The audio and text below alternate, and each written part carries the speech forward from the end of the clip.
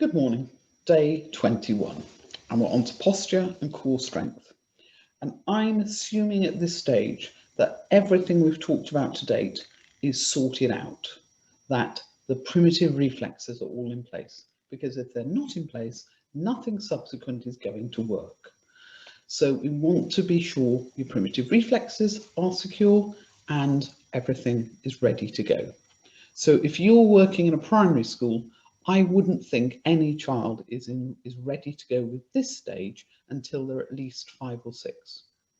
I would think it's going to take you at least a year to get through the primitive reflexes and make sure that everyone's mastered them. So what I want to think about is every single component of what makes really decent posture, because you want the child by 7, 8 years to have adult postural control, because that should be in place, because you can't control fine motor skills without it. So you're going to be looking at spine and postural control, that the head is properly upright, the hips are in place, the feet and ankles. You're going to be thinking about the furniture in the environment. You're going to be thinking about what exercises you're going to do for the rest of this child's life in order to maintain good postural control. And you're going to think about how the body works when it's standing, when it's sitting, when it's walking. At every single point, the body's got to be in a good place. So we want head well balanced. We want the back to be nice and straight with a slight indent. We want the hips to be in the right place. We don't want the bottom sticking out. And we want nice leg situation. We want the feet to be nicely arched. The whole body works as a whole to stand upright, and it is really important. And you should be able to look at children and know there's a problem. I certainly can. So to maintain good core strength, you have to regularly exercise. I personally would like to see it as a requirement that every school is looking at children's core strength at least 3 times a week. And there's very good research by people like Sandercock pointing out that children's core strength in Britain has just declined in the most horrendous manner, and we've got to get it back. Obvious things are things like dorsal raises. You're lying on your tummy and you are just lifting up that shoulder, and your head stays in the same place as when you're on the floor. So it's your shoulders come up and your head staying in the same place. And it is those lower back muscles that are doing the work, because they're going to support the back. And that will help support with the front. Likewise, the other way is sit-ups. And when you start with small children, it's not going to be a huge movement, but over time, they're going to get to the point where they can do adult type sit-ups. You're not aiming for a 6-pack, you're aiming for really deep core strength. I am a very strong person. I do not carry masses of external muscle.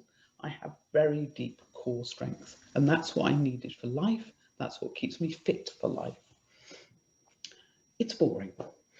So you've got to think of fun ways to do it, particularly with small children. So things like row, row, row the boat, they will happily do for hours. And when you're doing it, teach them that they've got to pull themselves up. They can't just yank their friend up. We've got to get those muscles working. And if you're meticulous for a couple of weeks, they get the idea. There is a ridiculous little game we do with clients where we get them to just gently put their hands across their shoulders to their shoulders. They're just turning them off. And they're then going down to one leg, then down to 2, onto their knees, then dropping their knees onto their bottom, onto their ankles. Then their bottom goes onto the floor. Then they pull themselves back off the floor onto their ankles. Then they come back, just kneeling upright. Then one leg comes up, then the other leg, then they stand up. If you can do that ridiculous movement with a beanbag on your head 10 times, you've got pretty good core strength. You can get children doing it in a circle and just choose one after the other to lead the exercise. By doing that, it really gets it in their brain, and what you're getting is them really controlling their body very much better. So you can integrate core strength exercises, with body awareness exercises, with really processing where the body is, with helping the children work as a team and communicate. And it also means that they self-check. They take much more responsibility for getting core strength. With children who have got serious issues, I use an exercise ball because that gives you some support.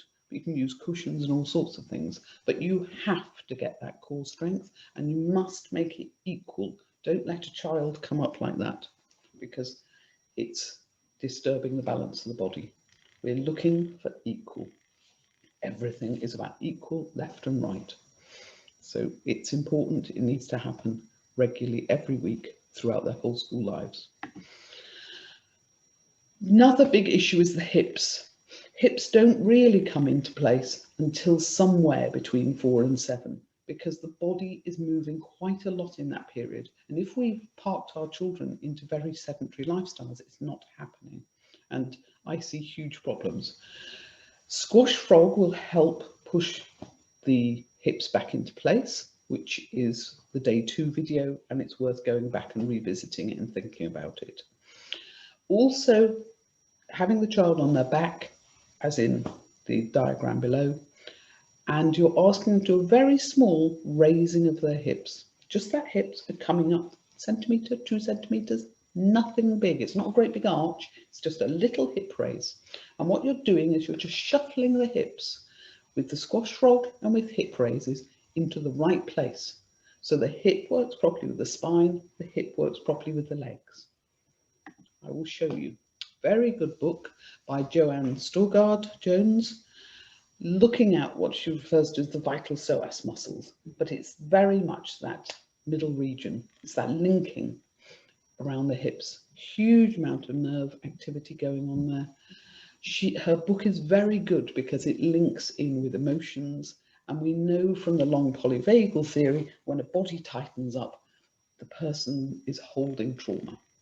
This is getting this area relaxed, getting this area to work better.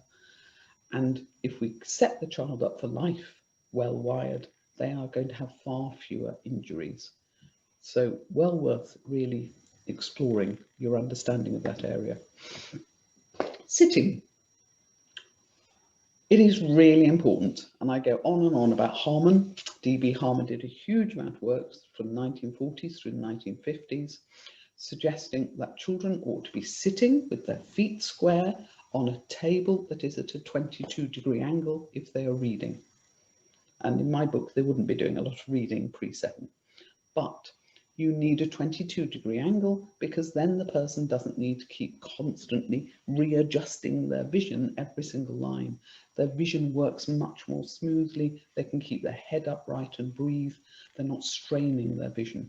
Harmon saw huge damage to children's vision because of the wrong angle of desks in schools. It's important to sit upright because it's good for our health, it's good for our breathing, it's good for our mental health. So it's important we establish a good sitting posture. It doesn't come by accident. It's not a fate of birth. You actually need to learn, and I would suggest that primary schools, for every school, needs to have stools. I wouldn't have chairs because my experience of chairs in schools is that children use them as skeletons. They go, and they slump, and they're all slumped all over the place. They should not be given that option. They need to learn to squat. They need to learn to literally treat the stool as something that supports their bottom while their feet are square on the floor and they are upright. So I am always sitting here. I'm never sitting here with a chair with a back. I'm sitting here on a stool.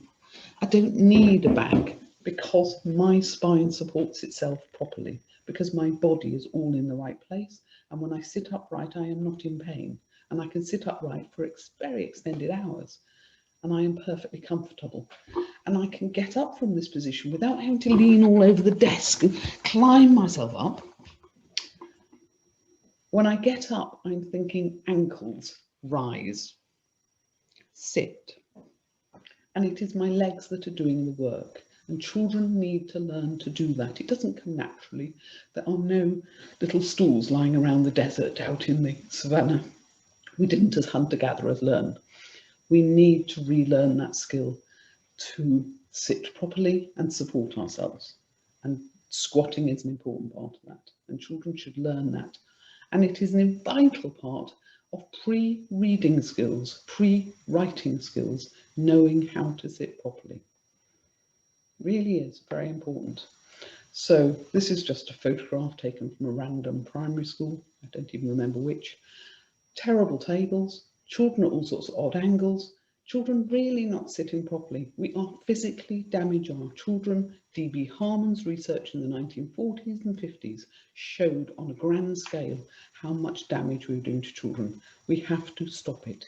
It is awful. I've given you a bibliography. I will repeat it in the notes to the video, but it is quite important that we really understand properly how motor skills work and that we implement proper support for children's development. Thank you for listening to me. I will see you again tomorrow and we will have a look at feet. Goodbye.